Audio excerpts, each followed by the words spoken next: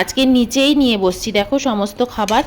টক ডাল রয়েছে, আম দিয়ে টক ডাল করেছি। এখন তো আমেরই বাজার, বাজারে গেলে শুধু আম আম আর আম। তো টক ডাল আর এদিকে হচ্ছে লাউ চিংড়ি। চলো এবার টক ডাল নিয়ে নিই। ফার্স্টে টক ডাল দিয়ে খাবো, তারপর লাউ চিংড়ি দিয়ে খাবো। গরমকাল পড়ে গেছে, এখন মোটামুটি আমাদের নিচেই খেতে দেখবে। গরমা গরম পাঁপড় ভাজা,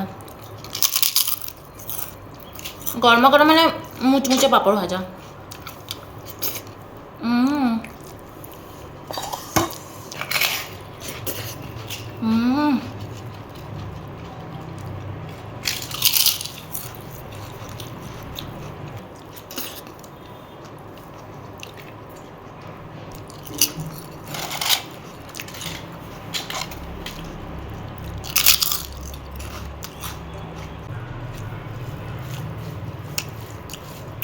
আর আমাদের যতটাই তরকারি থাক মোটামুটি আমি খেয়ে নেওয়ারই চেষ্টা করি, কারণ আমরা রাতের বেলা ভাত রুটি কোনোটাই খাই না।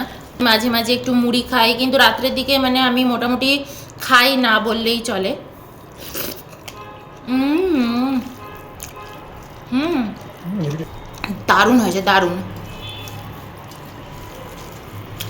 আর আমি সিম্পল করে লাউ চিংড়ি আমি করি, এর মধ্যে না দিই পেঁয়াজ, না দিই রসুন, জিরে ফোড়ন দিয়ে